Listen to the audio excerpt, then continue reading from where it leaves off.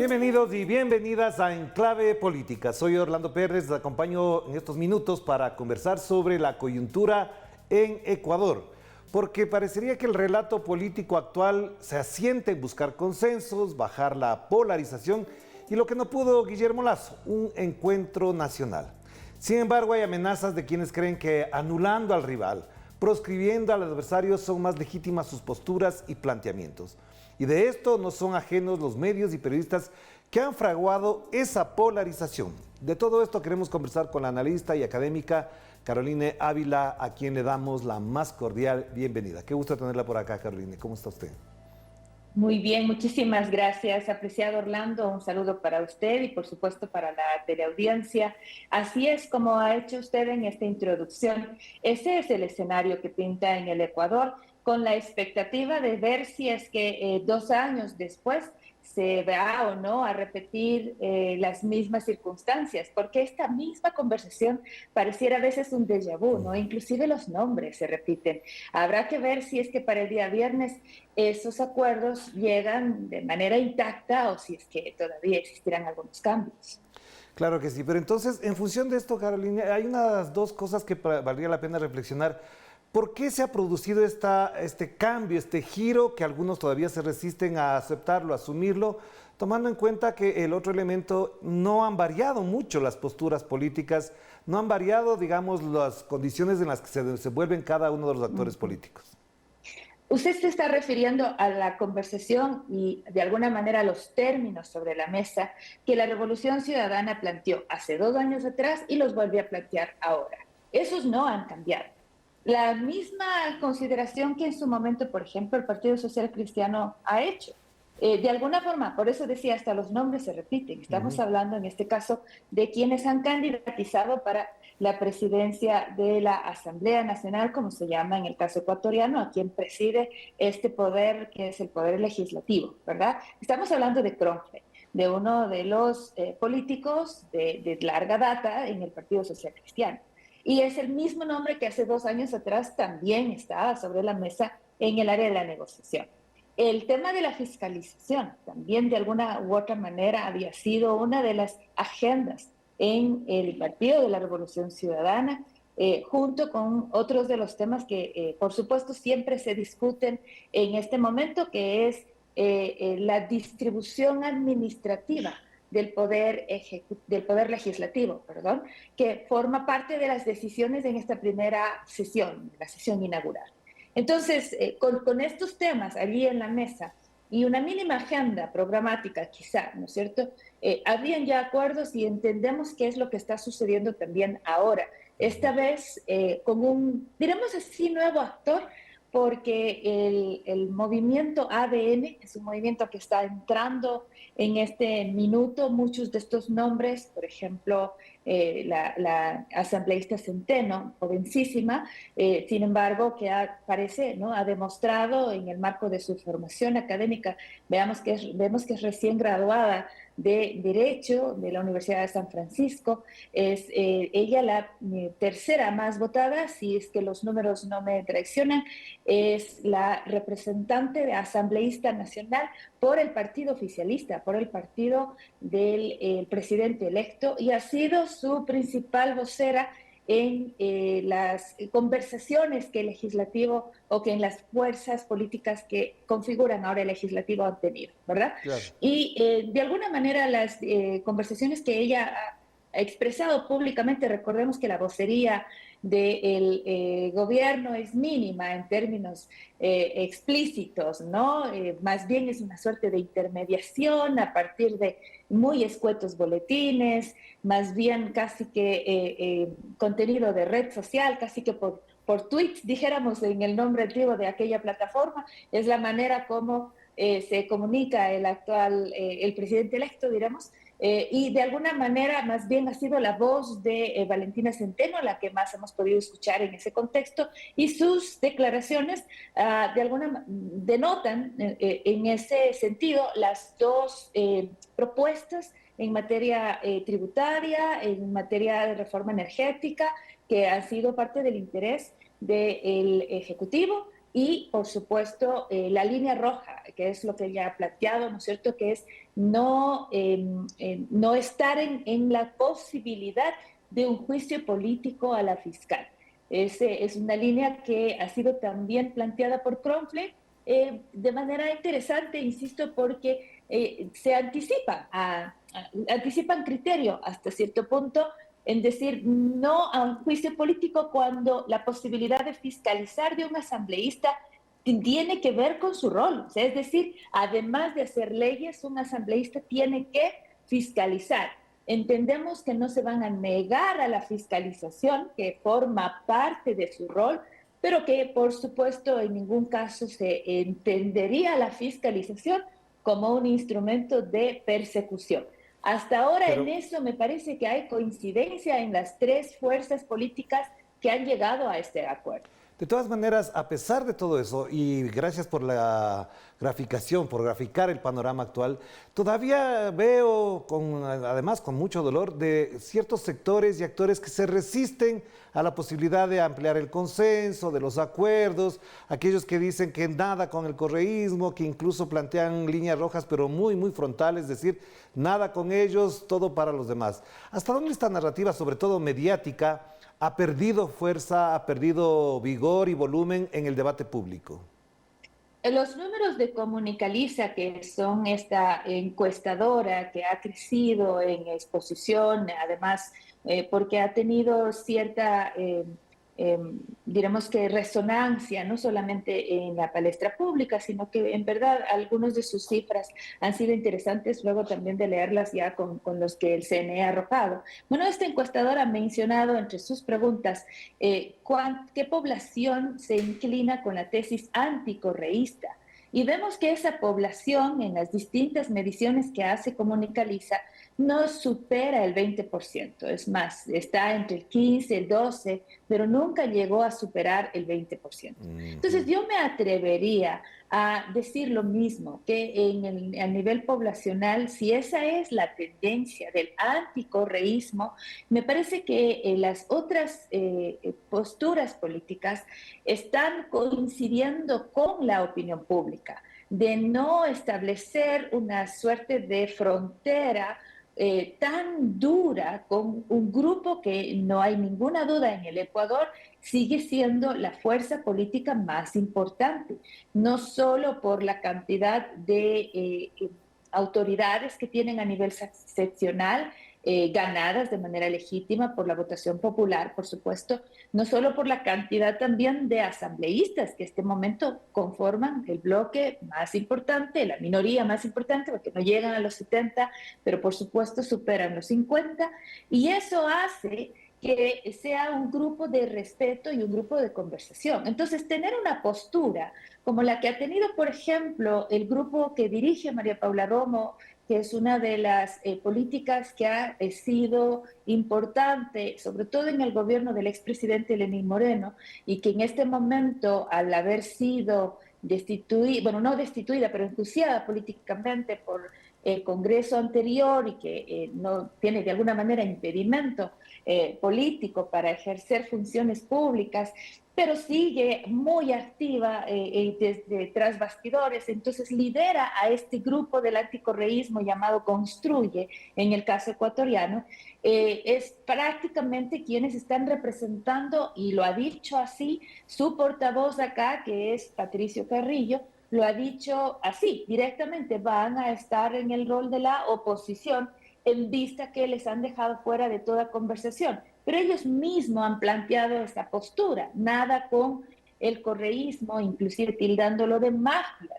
Me parece que son términos muy duros, además, sobre todo en las condiciones en las que el Ecuador tiene que lidiar, eso sí, con las mafias de narcotráfico, que se sabe, porque el mismo embajador estadounidense lo ha dicho, han estado involucradas en distintos sectores. Por ejemplo, los narcogenerales, a Ya, pero propósito ahí de le hago las una expresiones. pregunta, Caroline, a Diga propósito de lo usted. que acaba de mencionar.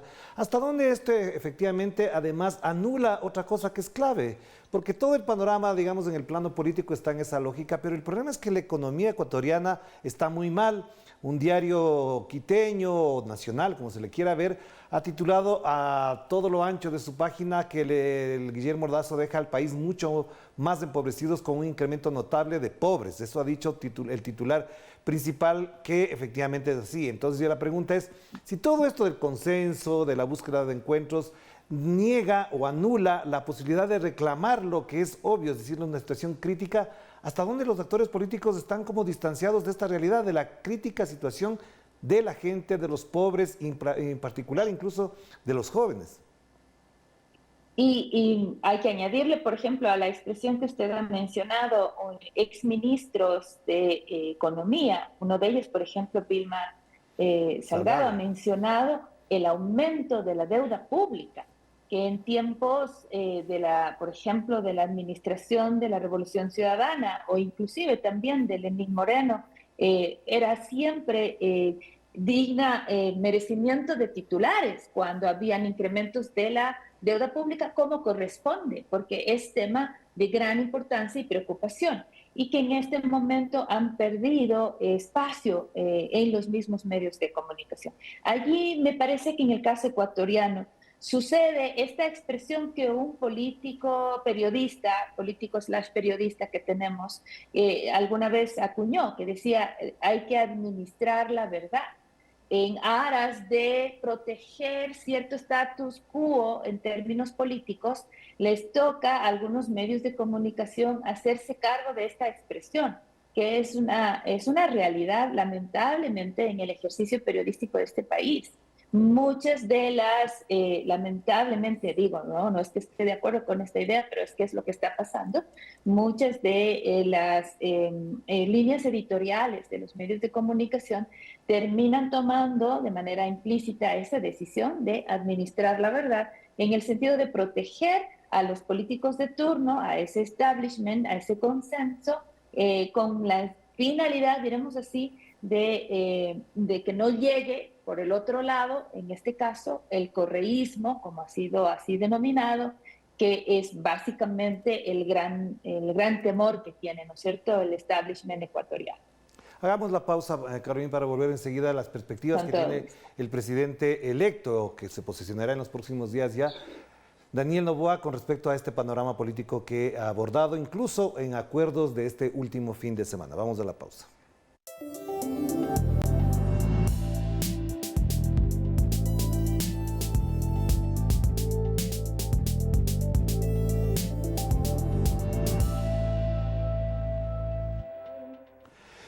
Estamos de vuelta ya en Clave Política y seguimos conversando con la analista y académica Carolina Ávila para hablar de las perspectivas políticas del Ecuador en este momento de transición, digámoslo así, transición política nada más. Carolina, una de las cosas que llama la atención es el modo en el que se asume el presidente electo Daniel Noboa con respecto al manejo tradicional que hacen los políticos de dar declaraciones, ruedas de prensa, encontrarse en varios eventos. La tarima no es lo que mejor él destaca en ese espacio. ¿De qué manera se explica, se entiende y además se valora este comportamiento de Daniel Noboa, que ha sido muy cauto, pero al mismo tiempo tiene gran impacto en la discusión pública? Yo creería que hay al menos dos razonamientos como para mirar en esa línea. Uno de forma y otro de fondo. Vamos primero con el de fondo. Dada el escenario tan duro que tiene el país, usted lo ha descrito bastante bien, el arquetipo que podría el nuevo ya no candidato, pero en este caso presidente electo, ¿no es cierto?, representar, podría ser el de Salvador o podría ser el de Consolador. No ha escogido ninguno de los dos, ha preferido el silencio, porque en cualquiera de los dos el discurso presidencial de alguna manera se empaña, se ensucia y no generaría entusiasmo, que es lo que siempre se espera cuando viene una nueva administración. Una nueva administración tiene prácticamente solo un pequeño margen para gobernar, que es el de entrada, el de inicio, a propósito de los famosos 100 días que nacen a partir del New Deal que trajo, ¿no es cierto?, Roosevelt, ¿no? Y que de ahí viene esa interesante tradición de tregua, si se quiere. Pero es básicamente por el entusiasmo con el que normalmente llega un nuevo gobernante y que genera en la población ese compás de espera, de escucha, de atención. Pero no es el caso que puede en este momento lograr, porque usted muy bien lo ha dicho, Orlando, es un periodo de transición. Ahora, tampoco es un discurso de reproche, de reclamo con el que le interesa entrar, precisamente porque requiere Daniel Noboa un poco más de optimismo con la población. Y como tampoco tiene la información para generar consuelo, es decir, tenemos apagones, estamos viviendo con 2 horas menos de luz, de energía eléctrica me refiero, ¿no es cierto?, en el país, y tratando de lidiar en las pérdidas millonarias en términos productivos, en las pérdidas educativas, en las pérdidas sociales, culturales, que tienen que ver, por ejemplo, con una sociedad que tiene que lidiar con 2 horas menos de energía eléctrica. Y eso, por ejemplo, si es que el país no recibe una hoja de ruta clara, concreta, sobre cómo resolver, dado que no existe todavía, ¿qué puede decir el presidente? Entonces tampoco puede utilizar este otro arquetipo. El silencio, por lo tanto, respecto de estos temas, y me atrevo a decir también al fenómeno del niño, que es otro de los silencios que en este momento resuena precisamente, aunque suene contradictorio, es porque no hay cualquiera de las otras dos opciones, no hay manera de salir, como dijéramos en buen castellano, no hay manera de salir bien librado. Ahora, como no tiene el presidente electo otra opción, el silencio es una en el que se empaña menos. Entonces, por esa razón, es preferible no hablar. ¿De qué Pero no habla? solamente que no hable el presidente, que no hable Guillermo Lazo, que ya sabemos que parecería que está en otro planeta porque dice que deja No, un país nadie habla. peor, mejor, etcétera, etcétera. Pero lo que me preocupa es que la sociedad sigue sufriendo estas consecuencias.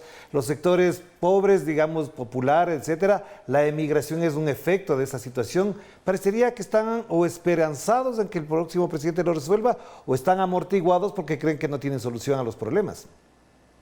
Y lo interesante de esto, Orlando, es que nadie le habla al pueblo, porque si usted se fija, la oposición también, la oposición no en términos de lo que acabé de describir, porque es una distinta, me refiero a la oposición hacia el neoliberalismo o hacia la derecha, que ha sido lo que ha gobernado en los últimos años, tampoco en estos momentos le está hablando al pueblo. La oposición tiene también esta otra agenda personal, o le hablan del juicio que quieren a la fiscal, o le hablan de los gastos, por último, sobre el cambio de mando. Son otros los intereses. Pero ¿cuál es la solución? No le están planteando. ¿Hay alguna ley que está viniendo, por ejemplo, del Partido Social Cristiano, de la Revolución Ciudadana, algún paquete, alguna reforma, alguna propuesta en términos específicos y puntuales? Los gobiernos autónomos descentralizados de la Revolución Ciudadana están planteando algo que pueda solucionarle al pueblo tanta situación de dificultad en materia, por ejemplo, de seguridad. Yo sé que no es su línea precisamente de acción, porque la seguridad está para el sector ejecutivo, pero se está haciendo algo, al menos en términos colectivos, no se escucha, al menos no hay una narrativa fuerte y clara que se escuche en oposición a estas otras líneas con las que hemos este rato analizado.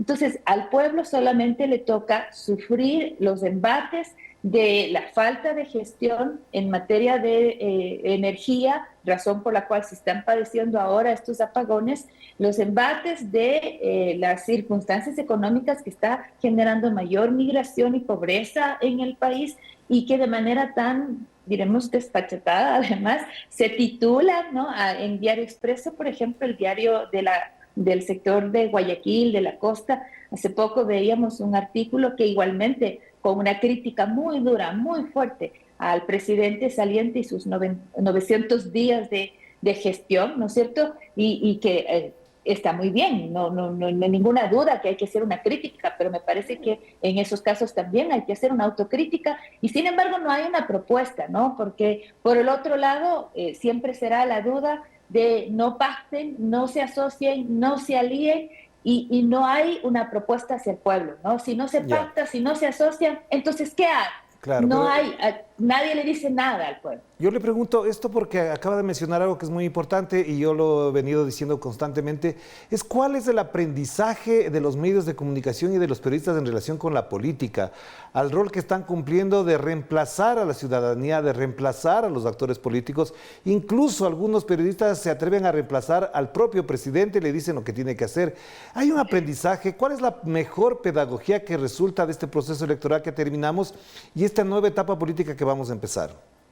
Yo creería que el mejor aprendizaje que se debería tener es, me parece a mí al menos, comprender cómo ha cambiado la dinámica medial en este momento. Entender que los todopoderosos medios de comunicación hoy en día necesitan también compartir ese espacio de poder e influencia con aquellos, porque se ha fraccionado, hay que decirlo, con aquellos otros espacios que desde lo digital están haciendo fuerte incidencia, ¿no? Entonces, hay una incidencia en opinión pública que es compartida.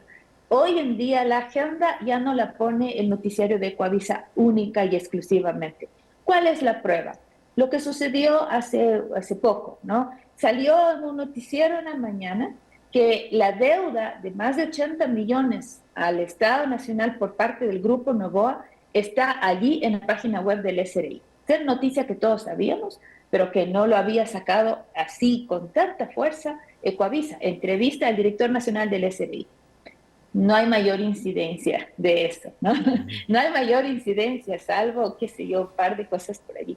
¿Por qué? Porque la agenda repartida en los otros medios, sobre todo los medios digitales, está en otra línea. Está repartida, por ejemplo, en los gastos del cambio de mando, está repartida en los pactos que se están haciendo este momento, los diálogos que se están dando en la asamblea, está repartida por otros temas, inclusive el caso Glass, si se quisiera, hablando de otros temas en términos políticos, claro. No necesariamente aquello que se impone desde los grandes medios. Entonces, creo que las primeras lecciones es entender que la agenda ya no viene impuesta desde estos espacios, desde los cerros, ¿no? Ahora también vienen desde estos otros canales online que han entrado con mucha fuerza en el país. Y me parece que eso es lo que se da gracias a que la población ha terminado buscando el contenido que de alguna manera consideran a título personal que mejor les está informando. Y esto es cuando las salas de redacción le dan la espalda a quienes primero deberían escuchar, que es a su audiencia, ¿no? Entonces cuando ese rol se perdió. Claro, le hago la última pregunta frente a todo esto, aunque parecería que lo que voy a preguntar es un poco ridículo, pero también es ¿cuál es el aprendizaje que nos deja el señor Guillermo Lasso con respecto a la política y a la comunicación pública y política? Le digo esto bajo una consideración muy particular. Él llegó con un buen andamiaje jurídico, mediático, político, financiero, con un relato que a mucha gente sorprendió. Pero cuando se va, parecería que él sigue instalado en ese andamiaje y no contempla lo que está pasando. Por lo tanto, hago esta paradoja para preguntarle cuál es el aprendizaje que deja Guillermo Lasso en este campo. Que no se puede menospreciar la gestión con comunicación. Me parece que hubo, como usted mencionó, toda una expectativa con la que ingresa, ¿no? Y que yo siempre diré, al menos hay dos cosas que se deben reconocer de estos 2 años de gestión. Una son la vacunación, es la vacunación y una vacunación realizada incluso en conjunto con el sector público y el sector privado, ¿no? Y la segunda cosa, que no es mérito exclusivo de un gobierno, pero es importante reconocer cuando hay un niño que hay como liberarle de esta cosa tan dura y terrible que es la desnutrición. Si hay un solo niño que logra salir de la desnutrición, ya es mérito. Pero no se trata de uno, se trata de 200,000 y un poco más. Y sí, también no es el resultado más eficiente, porque se ha invertido tal vez mucho frente a los números que estamos recibiendo. Sin embargo, insisto, si tan solo uno ya es recuperado, ya es mérito. Entonces, creo que esas dos cosas son importantes. ¿Cuál ha sido el dolor de Guillermo Lasso? Aunque él todo el tiempo echa la culpa a la comunicación. A mí me parece que el dolor de Guillermo Lasso es su credibilidad. Y sí, es verdad, su credibilidad tiene que ver con la comunicación, pero no necesariamente con la estética, con la estrategia o con inclusive ciertas señales que sus 3 o 4 comunicadores que ha tenido en estos 2 años le han propuesto, sino por errores personales de comunicación en donde los discursos que ha dado ha tenido él mismo que corregir, los mensajes que ha dado ha tenido él mismo que retirar. Cuando un mandatario hace eso, pierde su principal capital político, que es su palabra. El momento que un político deja de ser coherente, deja de ser creíble, ha perdido su principal capital, que es su palabra. Eso le pasó a Guillermo Lasso. El momento que pierde credibilidad, por supuesto, cualquier línea comunicacional que diga, así lo diga en la mejor forma posible, en el mejor paquete posible, inclusive en cadena nacional, no tendrá ningún sentido, caerá en una olla vacía. Y ahí cerraría con un pequeño detalle más. No importa mucho la gestión en la caja fiscal, en el equilibrio fiscal, el pago al sector externo, si al final en los hospitales y clínicas no se encuentra paracetamol, si al final cuando se sale a la calle uno no sabe si va a regresar vivo. Cuando esos problemas le aquejan a la población, así esté balanceada la caja, que no lo está, le falta 10.000 millones solo para cubrir diciembre, no tiene mucho sentido la gestión en 900 días. Muchísimas gracias, Carolina. Muy importante lo que acaba de mencionar y por supuesto estamos aquí para seguir reflexionando sobre el tema. Mando un abrazo, que esté muy bien. Muchísimas gracias a Carolina Ávila y a ustedes también por acompañarnos en este momento particular del Ecuador. Particular porque hay una transición en marcha. El viernes se instalará la nueva asamblea y la próxima semana se posesionará el presidente electo Daniel Noboa. Y de esto obviamente seguiremos conversando, pero con más elementos porque efectivamente habrá nuevos hechos que puedan al Ecuador y América Latina también a conversar. Un abrazo para todos. Que estén muy bien. Chao, chao.